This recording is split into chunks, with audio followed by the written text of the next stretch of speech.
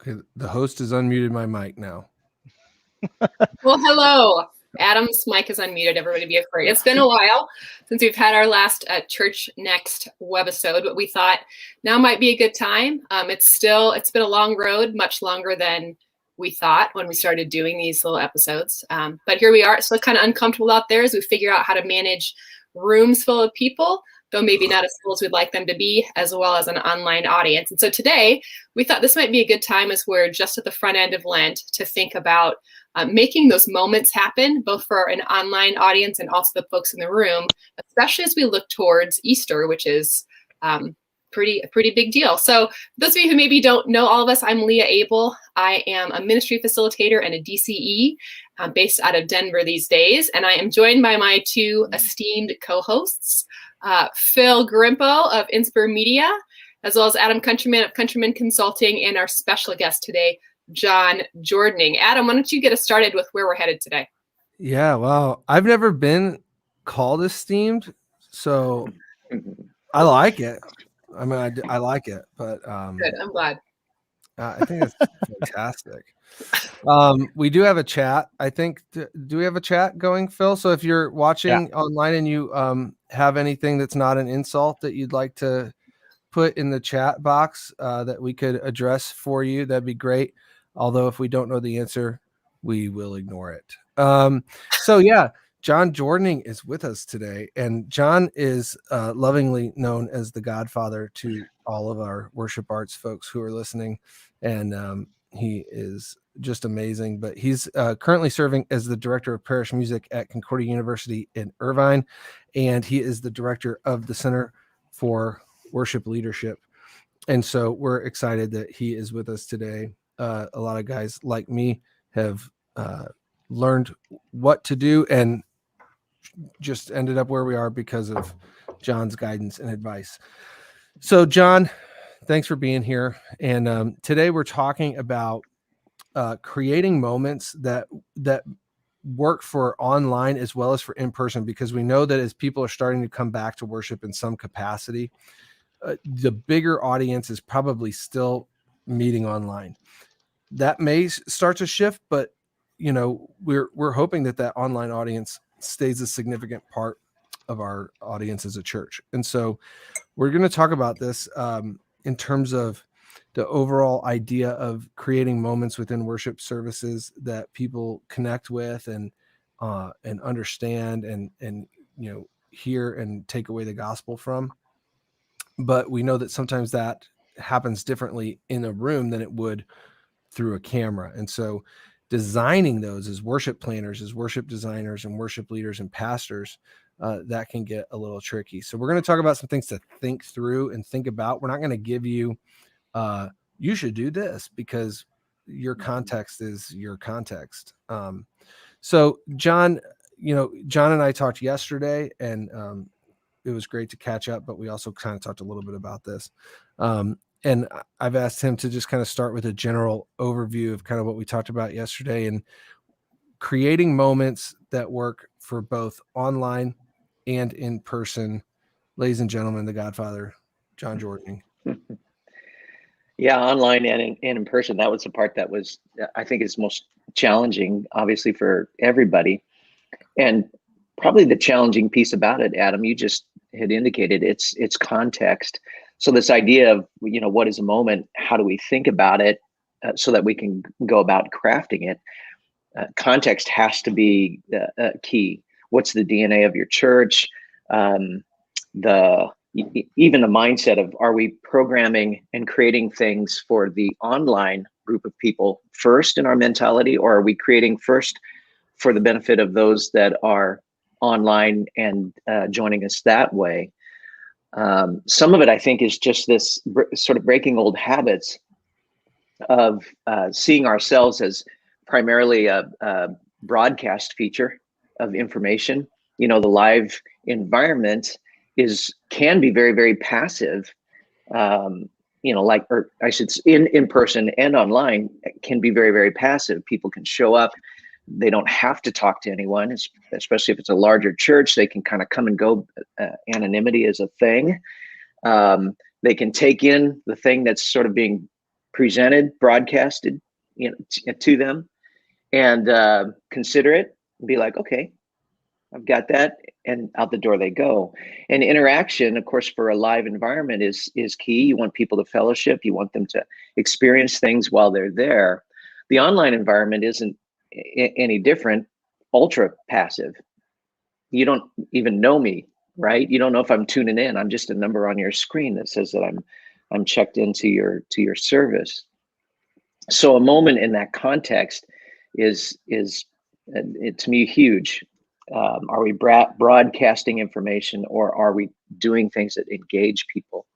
And I think another important piece of it is whether or not we view moments as a kind of like a product that we're pushing out there for people to consume and experience, or do we see our moments as ways that God is communicating truth, and especially the message of the gospel? So all of those things, Jon, for me, go into play. Mm-hmm. Can you stop right there just for a second? Because I think the terminology is where some people get really turned off, right? Mm-hmm. And they start to go like, oh, it's not a product. It's not a product. It's not a thing, blah, blah. But I think there's an important element to that, where when we're in this conversation, there's some understoods with people who are planning church services, but the terminology can be used the same without being offensive. Can you just kind of speak to that just real quickly before we go on about what you just said in terms of like, the product or the whatever it is, you know what I'm saying? Right. Yeah. Sometimes those terms seem very crass, especially as we use them in the church world. And for me, there is a thing that happens. So like music, doesn't matter whether it's traditional, contemporary, an art form of some sort in the temporal world is a tangible thing that can be viewed as a product that we prepare and present, that we perform for people, that they receive and experience something from it. So a piece of music that's beautifully done, doesn't matter what kind, beautifully done for someone, it affects them one way, and for another person it's just like, that was sort of over my head, or not my style, not my thing, not my preference. So you're encountering something that is just a thing. And I'm using the word product because we're putting it together, and we place it within the service with an expectation that it provides something for the narrative that's happening within worship. Right.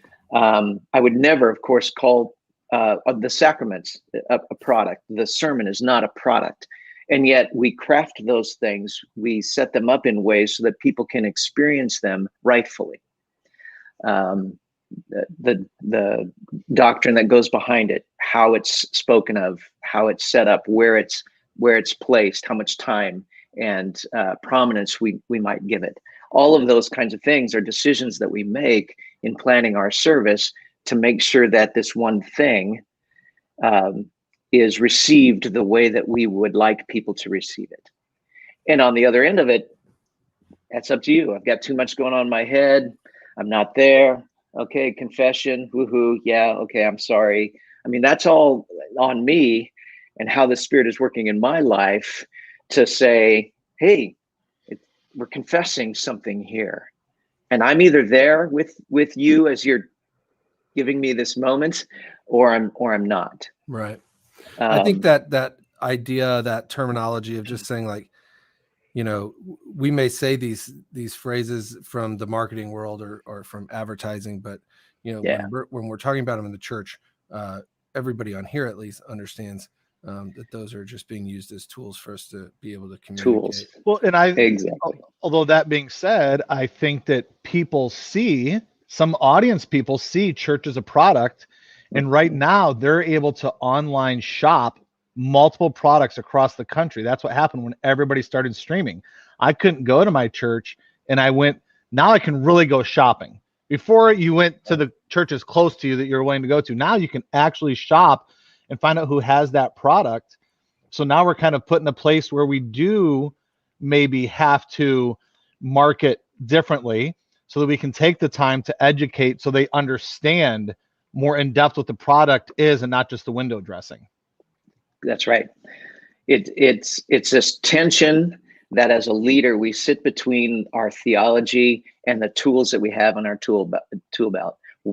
We're interacting with a culture that has, I would say grown up, but ever since we were kids, we're in a capitalistic culture where we're advertised to all day long, where we're formed and shaped by this place that we live that says, here's how you should look, here's how you should feel, here's what beauty is, here's what it's not, here's what awareness is and isn't, on and on. We're being molded and shaped. We're consuming everything. And so it's hard to get away from that when we enter into the church world. They're consuming on one level, they're consuming the thing that we're putting together week in and week out. Now, the difference is that I believe that there's a life-changing, transformative, what sometimes in the old days got called the divine commodity. Why do I go to this church versus this church? Well, it's because they design a better service. Is very similar in a product or in a consumer mindset. It's, why do I go to this restaurant versus this one? They both serve pasta, but I like this environment, or I like how the presentation of the food is here, and I'll consume that pasta versus that pasta and call this my favorite place and not. And at churches, they had to do the same thing back in, well, they probably always had to do it to some degree, but from my history, it was when services began to be designed differently so that certain churches and what people, quote unquote, consumed on a Sunday morning there was hitting differently than that church and that church and that church, because those all sort of looked the same and they felt the same and they said the same thing week in and week out. And I'm not saying that that's bad, but when churches started to design their services differently, that sort of drove people like, I've never really heard that or seen that or felt that in a service before. And they begin to gravitate towards different styles of worship and different designs of worship services. But yeah, you're right. Now that I'm hungry for pasta, I was just, as you're talking about that, Jon, I think it hits on something else that we were talking about yesterday, which is in the online medium, we're hit with this like certain level of excellence. We know that there's something to be said for, somebody taking a Snapchat with their phone and it's not great quality, but a lot of our media that we get, even on Netflix or streaming, Jon, you better get that, because that's sorry. If that's Steve Bank, you tell him. Oh, sorry, it's the president. Oh, I just sent him to voicemail. Yeah, good, you just sent Joe Biden to voicemail. Oh, that president. Oh, wow. But a moment, when we're talking about this, that church design, part of that is, well, this church is better at communicating online. Their audio is better, their video is better, and that's all part of that church shopping experience, I guess, as well. But Jon, can you talk to us a little bit about, what makes a good moment? So you're one of the best service planners I know. So you're looking at this whole thing. Sometimes that's in the context of the church year, of the season, of a sermon series. But even just inside of one service, you're looking at the overall flow of that service and what you're communicating. But what about a moment that you walk away with? And can you talk to us a little bit about, like, what makes those the thing? Like, it's that, is it the aesthetics? Is it the different elements of what a moment is? Yeah. For me, I believe that it's, I sort of draw from not directly, but I had indicated to you, Adam, a little bit of like some of those basics of Maslow and some of those kinds of things, what motivates people. Because this is what marketing does when we're talking about designing a product, designing a thing. That's something that will attract you and say, hey, yeah, I really, really like what they have. Well, why is that? what are the things about me that that are drawn to this thing or this product, in this case, a kind of a service. What do I experience there?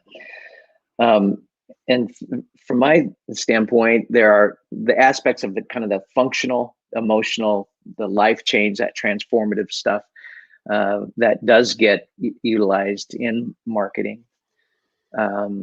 Does apply because we're the same people stepping into a worship service. And so I think there's a piece of that really applies. So a moment for me on that functional level just does the basics. A bad product is a bad product first because it's just not quality, right? Anybody can pick up a thing and say, it's like, am I buying this? No way. Why? Because it's just poor quality. And I'm not going to spend my money on that or my time on a non-quality experience. So I think on the functional level, as I plan, quality is always, that's a huge, huge piece of it.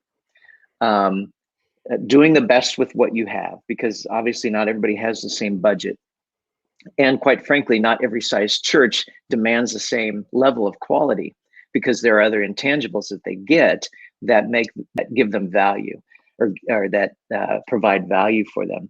But I think quality is one of those big things. And in the live experience, in sort of a broadcast environment like that, quality of the message, quality of the music and the things that they experience there, and the information then that I get is what I'm hearing and receiving, something that I'm truly feeling makes a difference in my life.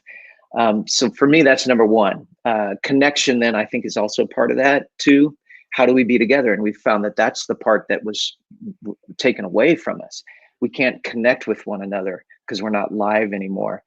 But that functionality and then the emotional part of it that goes along with being in a place, connecting with those people, receiving the quality, the I guess the interface, or not interface, the interplay between what's being presented, let's just say music wise, and how I'm receiving that, how it's making me feel, what those lyrics are saying to me, and how they connect with myself and my experience, the faith life and discipleship journey that I'm on. So those things provide that kind of, to use the Maslow's terms, it gives a certain amount of security, the safety piece of it from an educator standpoint.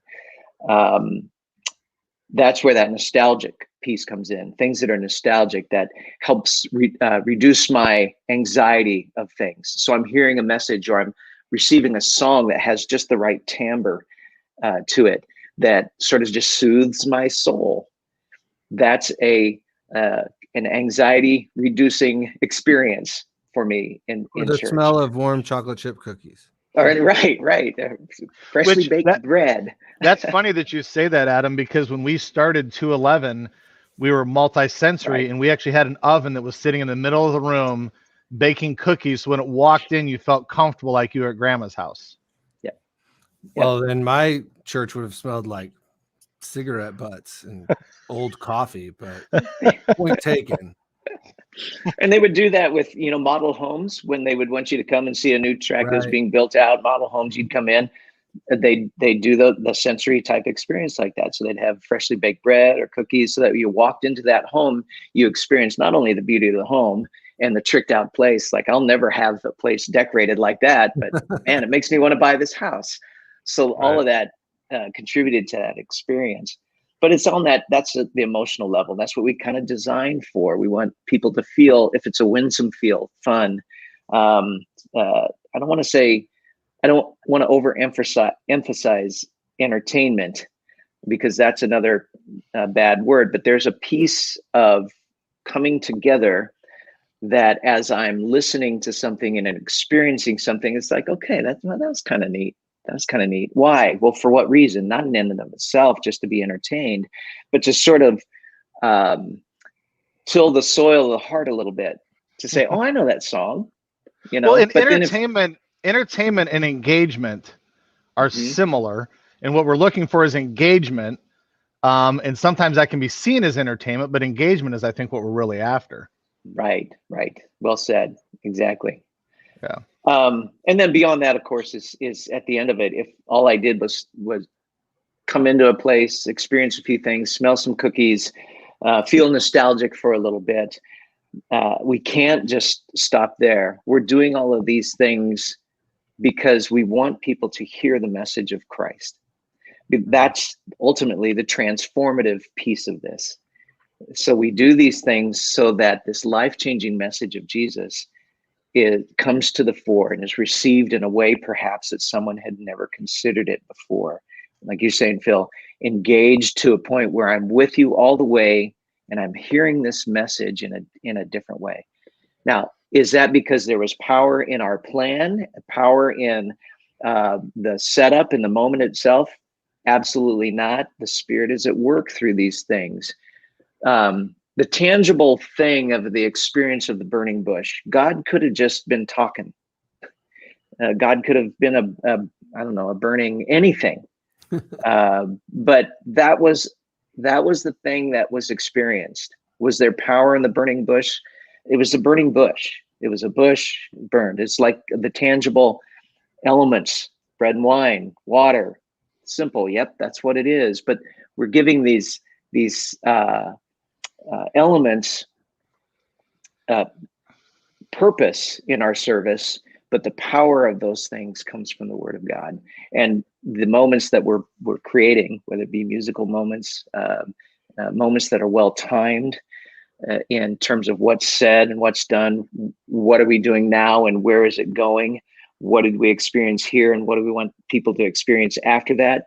All of those things connected together help to, I want to say, like I said, till the soil of the heart as the seeds of the gospel are being placed there for the Spirit to be at work.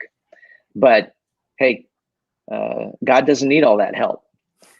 If he wants to just simply say, here it is, bam, then that's what's going to happen. And we have to be open to that. So I don't never want to over spiritualize the moment that we're creating and the thing that we're putting together for the folks. Well, and as we're crafting, and as a lot of people probably already have begun or finished crafting for Easter, depending on your workflow and how far out you're working. We all kind of know the message of Easter, right? Jesus rises. Okay. We don't need to wait on the message series to start planning for Easter. So a lot of folks probably already have. When we're thinking about now in the room, where maybe what we used to have was a fly on the wall experience, which Phil has talked about before. So here I'm a fly on the wall and I'm experiencing what's happening in the room, but only as in kind of what you said earlier, John, like is a strictly passive thing. Well, now I can't go to church and I want to engage. How do I address and design and talk about there's people right in front of me as a pastor or as a worship leader or whoever that I'm trying to connect with, but I also have this thing online. So how does that change our planning and conception of moments in terms of our designing? So, is there a particular thing? Like yesterday we had talked about, like a moment doesn't have to be a performance piece or a live poetry reading or the message. It could be, we're singing, I know that my Redeemer lives, as a congregation, as the message hymn. And that's the moment. Like that's what we want people connected with. So how do we do that? What are some things we need to think about as we think about there being this duality of audiences? Yeah. And again, that becomes the toughest part.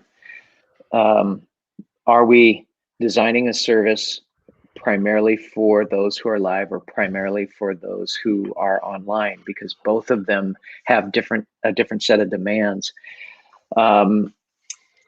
For me, let's just take it's a good example. I know my Redeemer lives. Christmas, everybody went through let me back up and I'll say, when the pandemic first hit, everybody was just trying to get their service online. So the fly in the wall, security camera peeking in on the room could be experienced by folks. Then the longer it went, now we're thinking, oh, Christmas. Christmas kind of had an advantage for online because I felt like you could create moments that really tapped in to the nostalgia of Christmas, because for a lot of people, Christmas is Hallmark or, Frosty the Snowman, or along with the Christmas Story, of course. But you can, hey, as long as Silent Night was there, it's like, awesome. This was a great experience. Easter, though, doesn't have as broad of appeal as Christmas does to the online environment. People could tune into your online environment at Christmas time, because that's part of doing Christmas for a lot of folks. Easter isn't necessarily, it's a Christian thing, but the churches whose DNA is one that is trying to reach those who haven't heard that message of resurrection, now they're trying to create something that first timers maybe are listening to and hearing and experiencing, while at the same time trying to program for the person who's live, wanting to hear, I know my Redeemer lives. So what do we do? For me, I think it starts with knowing what that hymn is saying. If the things that are expressed in the lyrics aren't set up in a way so that people experience that truth in song that I heard just now in a message or in a prayer or in some other kind of setup, whether, a drama that, on and on it goes, whatever those pieces are, I have to know what it is that I know my Redeemer lives is saying. And then also know what I know my Redeemer lives, the implication of that message. So for me, that one, it just goes right straight to provides hope for me. Why is hope important? Because the context of my world right now is one that seems especially broken. I cannot get away from the fact that things look dim, because everything is in a state of unrest. It seems like uncertainty. I can't connect with people. Like you were saying yesterday, Adam, people are dying all around us.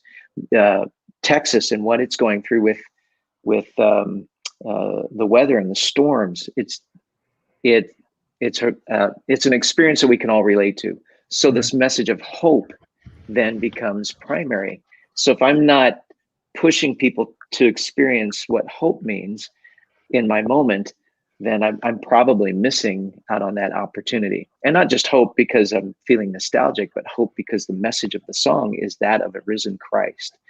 Now, what does that mean for the online environment? To me, it means crafting when and how things get said. Phil, and you'll talk to this, camera work. What do the different shots actually communicate to the person online? The close-ups versus the wide shots of the room. Do I want a moment that is coming right straight down and saying to somebody, this Redeemer has this Jesus, he lives. This is what he does. This is the hope he is for our life. If that particular time is this camera shot that's way, way out here, we might have missed an opportunity for someone to closely see face to face this person, because even though it's online, closer means I'm here for you, even though it's however many are watching this thing. Well, I think that's the development versus the execution phase of that, right? Is like developing and designing with both audiences in mind. And now you have to get to a point where you're actually having to execute that. But Leah, did you want to jump in here? Yeah, I want to make sure I'm hearing what I think I'm hearing John say. I'm kind of the lay lady, I guess you would say, in this, who doesn't lead worship. But I think what I hear you saying is, if you want something to be a moment, the reason the way you create a moment is to get the barriers out of the way. So maybe the barriers is distraction by what else is happening. Maybe it's my own internal dialogue. Maybe it's my feeling that I'm not safe or connected or whatever. So I hear you say, kind of set people up for a moment. But a lot of it's about how you set that moment up. So when you get to the song of, I know that my Redeemer lives. I mean, I got to tell you, when you said a couple minutes ago, John, that, the message that connects with me. So I need Jesus to be risen and resurrected because I need hope. And I need that for all of me. But right now and today, I need that because I'm tired.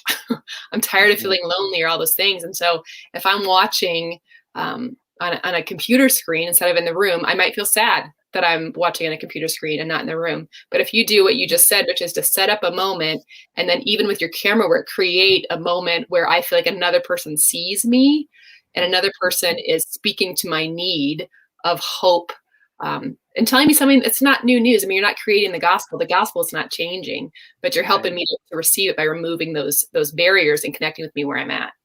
Yes, right. Exactly.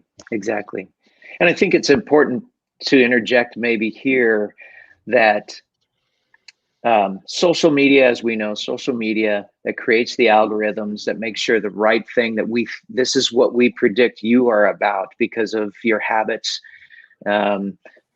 So here, we want you to watch this video. To me, that borders in the manipulation, right? We're not looking at people to craft things that manipulate them. We're simply saying, we know we have the message of the gospel that is the answer for everything.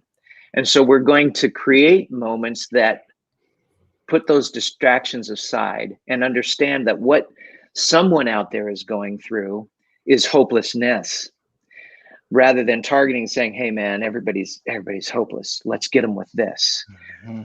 That's manipulation. We're saying you need this message. And we realize that people have to be feeling this way because people in my family feel this way. So can I alleviate that hopelessness by setting up a song, practicing it, delivering it well, placing it within what I'll say, kind of the script of the storyboard of a service, so that people receive that message of hope more clearly and readily.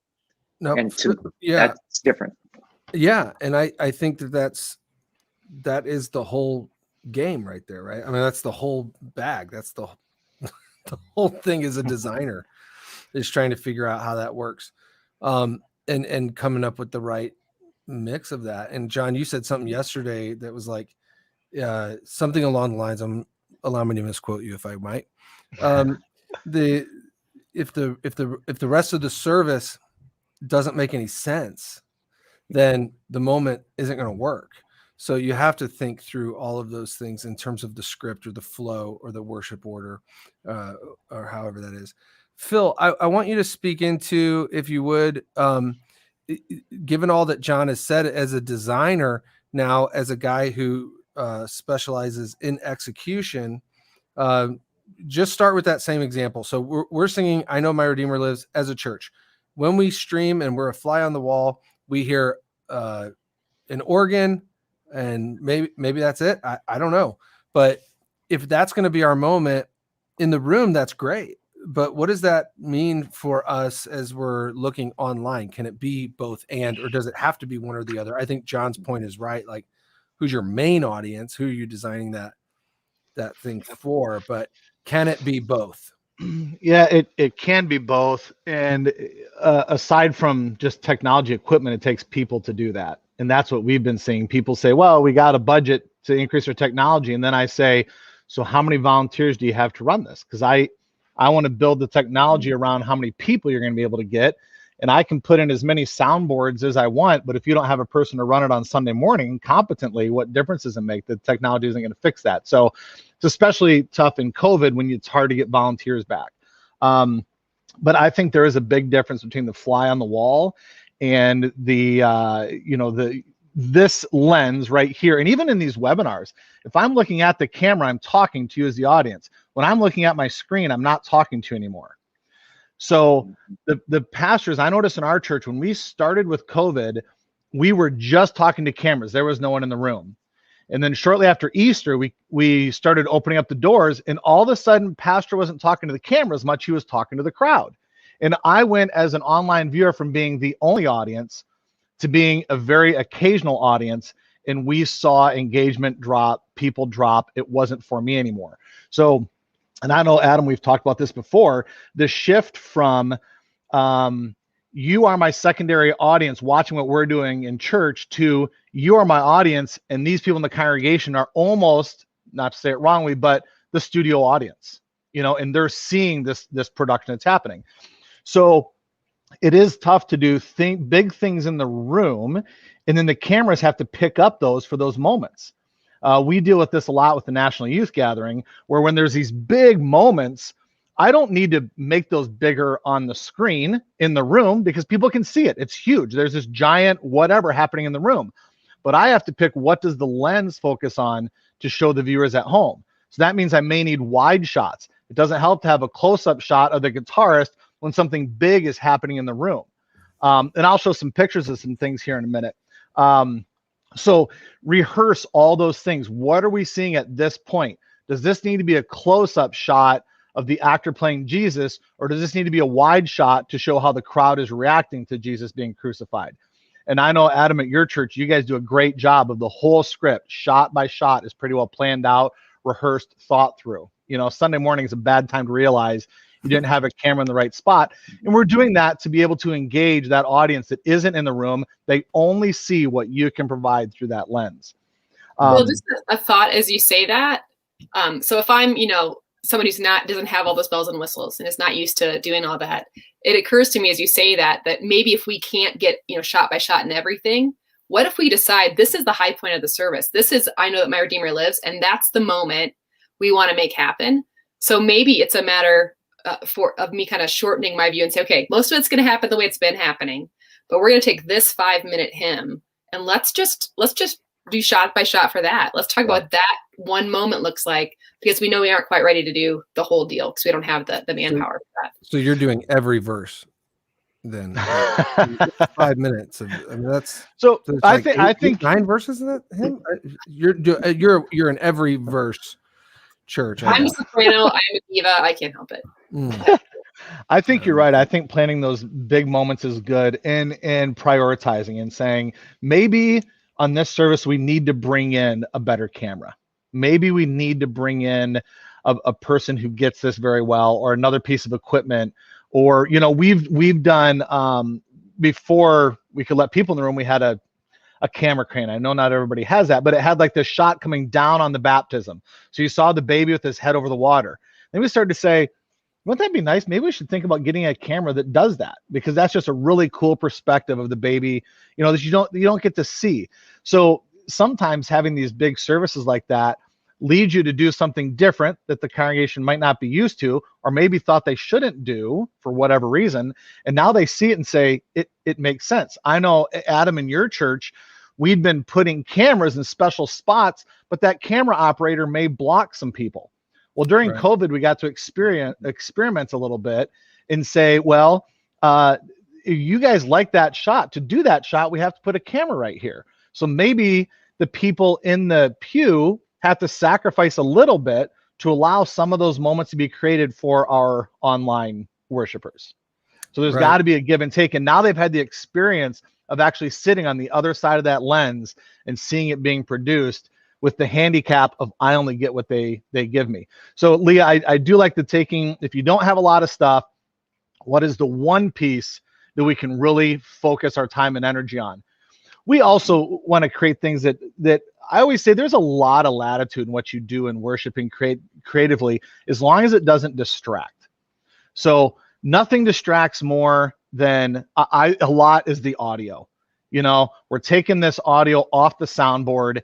It sounds fine in the room. There's a lot of grace in the room, but it does not sound good in the mix that's going online. So how do we need to add some ambient mics? How do we need to create something that can be more forgiving in the room? So, or on the broadcast. So that's one thing that you really have to take a look at. And I'd encourage your musicians to take a listen to it, your tech people to take a review of the service, listen to it online, not just on Sunday with the headphones, but then go back and listen to it and see how you can tweak.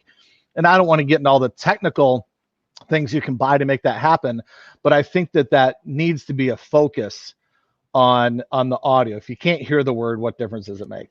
And then you're talking about smells and stuff. And a big thing for me is people have to actually get it. So several years ago, we were planning a Good Friday service, and one person said, hey, I think we should Have the instead of the chocolate chip cookies, it should smell like burnt popcorn, and we should have black rags hanging down that are torn up because Good Friday was bad and it's a horrible thing and the devil was kind of winning. And I said, that's great, except people will walk away saying, who burnt popcorn? And like that'll be the thing that they remember from the service. So I know Leo and Adam and John too, and we've planned the National Youth Gathering, right? We try and say, what are the moments? And sometimes we don't even know what the moment is going to be. And then you'll see it and it'll bubble up like, that's what happened. Well, we don't want to create things that are going to become moments that are going to be adverse to what we're trying to actually communicate. Right. And I think to Leah's point, if you can identify this is going to be the thing that we put this extra effort into, then to what John was saying, as a planner, you can kind of identify that at the onset in the inception stage, right? Of I'm going to plan this thing out. And this is going to be the moment. I know that my Redeemer lives. This is our moment of the day. Then you can focus all your efforts in on that. And you can say, well, is this camera shot going to catch Aunt Betty in her moo-moo and be distracting during this? Because if it is, then maybe we need another shot. So it doesn't, distract from what could be a moment for somebody online. Because we're considering that online audience. Adam, to that point, if it's okay, I want to interject this. Probably one of the things, excuse me, one of the things that gets me just in watching online services themselves is it doesn't seem that people even do placement of the band in a way that's camera friendly. So if your online environment is featuring your musicians, any service, take a look and see what that camera is seeing. And if you're seeing this like this layered thing, and here's your worship leader or vocalist, but back here is this other player that is sort of oblivious to the fact that they're in this shot. And creating something so that as you look through the cameras, you're seeing what the spacing is, the negative space. I want this shot, but every time I go to that shot, am I going to see this going on in the background of that guitar player or whatever?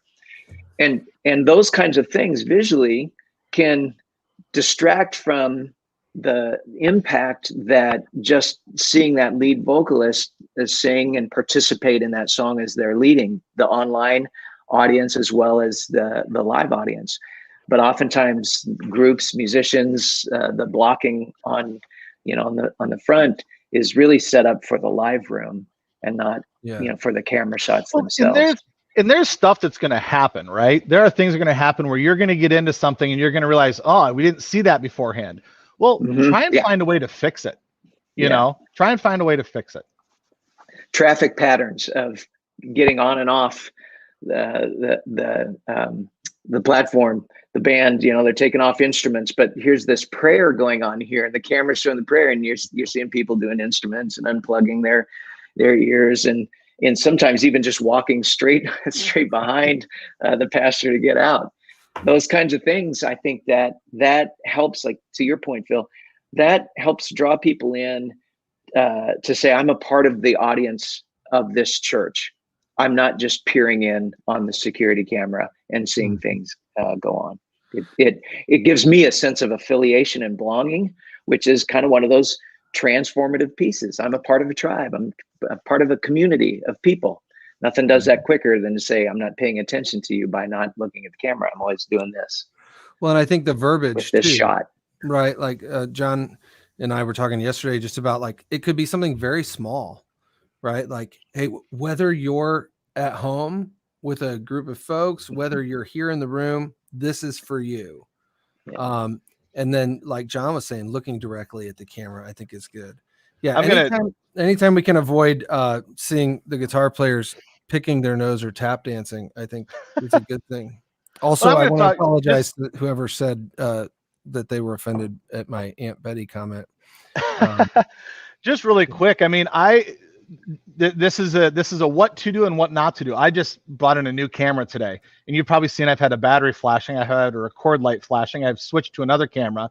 But that being said, I've had a backup camera sitting here in case something happened, because I knew I was trying something new. And I've had 2 people working on this behind the scenes, getting new batteries, switching off of me, replacing the battery, taking a look at it. So even this little webcast here, I've had 3 people working on possible technical issues with backups in place. So it's important to think through what could go wrong. And do we have people that this last week we had this guy playing a djembe, and I said, oh, get a shot with camera 1 on the djembe. Said there's someone's left a music stand in front of them. Okay, who do we have? Find a person that can get up there and take that off. I'm going to cut over, take it off, come back again. So you have to have some volunteers to pull this off. I think a lot of churches say, and we get this all the time, so can we have one person do the sound, advance the slides, move the robotic cameras, and stream? No, you can't. That's 4 people, plus maybe a floater person. So if there's a problem, someone can fix it, and the director or the audio guy doesn't have to jump off what they're doing to take care of the issue. So well, and we get that this is new for a lot of people, right? I mean, some folks didn't go online until COVID hit, and so this is all kind of a big learning curve. Hey, we're kind of running short on time here, but these are all things. Phil, you had a couple pictures to show us, I think. Yeah, I just wanted to show some things these are just some different things that we've done in the past, talking about creating moments. So this space was it was an old sanctuary, and for Good Friday, we would do funerals. So we do a casket, and we just made sure we lit it a little bit differently. So we had 8 lights in the room, and then we would rent like 4 more just to create something like this so that this casket could look cooler on Good Friday. And then you can see here we have a light spotted just on this guy, where obviously we want to draw attention to that part of the stage, and lighting is a way to do that. So your camera can zoom in on a person for your online audience, but for the people in the room, how do you draw their attention to one side or the other? If you've seen The Wizard of Oz, right, you think, how are they going to do the Dorothy shoe gag? Well, they draw your attention somewhere else. She slips off her shoes, drops them back, and you're like, how did they do that? I missed it. So lighting, drawing attention to one space or the other. So this is what we've done for Good Friday in the old building. And then on Easter, we took the casket, opened it, put lilies in it, put balloons around the room. This was really funny because it was our new time in this space, and we had spent a lot of time on Good Friday. And Easter, we said, what are we going to do? So put up balloons and lilies, open the casket. It made sense. It worked with the theme, but this is a small, more traditional space. This is something we did to make something big. So we wanted a big crown of thorns. So this is made from pool noodles, and this is probably our 3rd year using it. You see in this picture, but pool noodles and paper that's painted. And then we had it, I don't know if you can see up in the middle of the room, there's this huge crown of thorns. Mm-hmm. And then there it is. You can see it a little bit more. And then another year we took that crown of thorns and put it on a cross. So really big, and then Easter morning, we have the drape hanging from the ceiling. We did that on Saturday because our room is very dark. So we needed to make it look bright somehow, so it didn't look like you were walking into the tomb on Easter morning. Mm-hmm. And then we took that crown of thorns and we hung white drapes on it. So really big in the room. Everybody look here, type of a thing. Here was the tomb on Good Friday, the tomb on Easter morning. The lighting is different. We had some built inside. This painting, a big mosaic that a student from Concordia Seward painted, but big in the room, drawing attention. You can see how the size of it there. There was one other I wanted to show. I don't think I have it here. No, I don't have it. So it's not a big deal. But we want to be able to do you have a picture of the crown of thorns in the pool? No. I do have this one. So this picture, and it's kind of hard to see, but there's 2 clouds on the right and left side of the screen, and there's a sun under the center screen. So when we first asked for this to be created, that sun is about 12 feet wide. I said, we want a big sun, and they created this 4-foot wide sun. And I saw it on Saturday before Easter. And I said, nope, that has to be redone. it's got to be big. You can't raise this little son. We were singing, I don't remember the song, but and those things raised up during the song and people brought flowers on. If you want people to make it a focal point on the stage, it's got to be big enough for them to see in the room, right? Well, and it's behind the guy in the shot, right? Sure, yeah, it was right behind the drums. So it creates a backdrop then, and if you're online watching, you see it as a backdrop. Yes. But if it was smaller, like 4 feet, it's not going to be as effective even for your online audience. Yeah, exactly. So go ahead, John. Oh, I was just going to say that's the whole concept behind that, the joke from old Spinal Tap, right? The Stonehenge thing. I mean, that's why that was funny. They got the measurements wrong, and something that was supposed to be huge to contribute to this, the stadium experience, supposed to be huge, ended up being whatever, 4 feet tall, and all of a sudden it's a joke. Trampled by a dwarf. Yeah. Well, guys, we got to wrap up here because we're out of time, and you guys are pretty important and probably have other things to do. Phil's made it clear he has people to tend to. So, as we wrap up though, Jon, is there anything that you want to close out this conversation with for now? I mean, obviously this is a huge topic, but any kind of parting words from you as our special guest, and then Leah can kind of wrap us up. Yeah, thanks for the opportunity. And especially with this topic, there are so many things that can be assumed or misunderstood because we can't communicate everything clearly. So please, if there's something that just sounded funny or whatnot, just email me or give me a buzz. I love talking about this kind of thing because I think that it benefits the church and our ministry. Adam, you had said earlier, moments, they're not going to land if the rest of what has been planned hasn't, that thought hasn't been put into it. The last thing that we want our moments to be is the gospel itself, right? The moment is not the thing. It's something that can't just be viewed as a novelty, that we go away seeing that the big thing that we created, but not the message that it was supposed to carry. There's an old worship leader story that got used, and you guys may be aware of this, but it's of the triumphal entry into Jerusalem. And it's the story about the little donkey that came home and said, "Mom, you won't believe this. This all happened, et cetera, et cetera. And I marched into the city and everybody was waving palms and they were clapping and they were cheering. It's like awesome." And the whole message of the story for the worship arts leader is that, hey, don't forget, it's the Christ who is entering Jerusalem. If as a worship leader, you think all of this is being done for you, and that as you experience it and receive it, that this is all about me, you've missed the point. So we can't create moments that we think in and of themselves are just novelties. Oh, that was cool, or that was great, or whatever. It carries the message of Christ in our service, and all of it put together helps to create that narrative story that we're telling week in and week out. So we did a service once, John, where there's a lot of funny things you come up with in worship planning. And my question is, why? Why are you doing that? How is that advancing the gospel? So there are a lot of funny things, and we just keep packing them away. And finally we said, what can we do with that?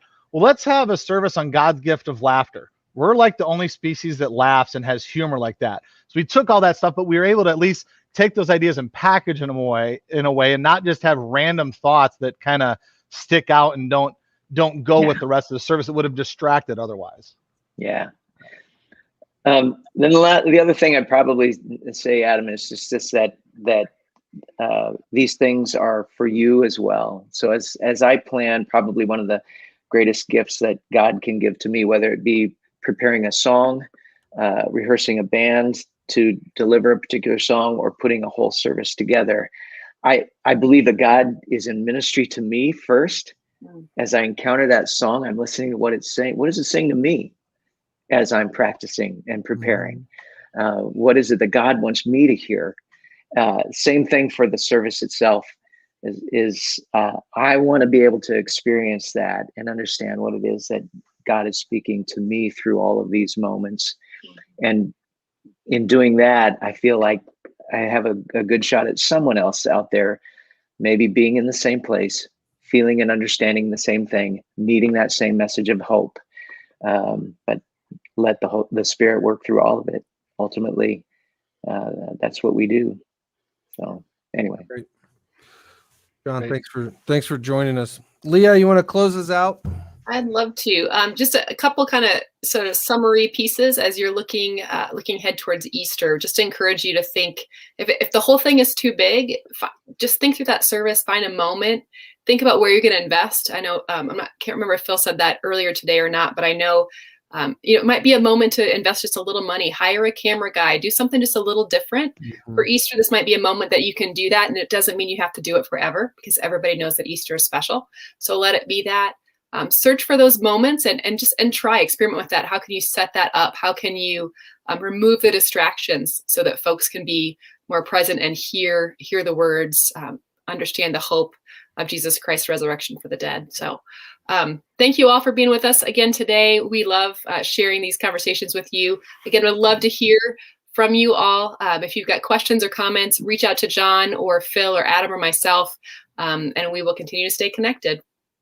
Yeah, great. Thank you. Thanks for having me. Merry Christmas, everybody.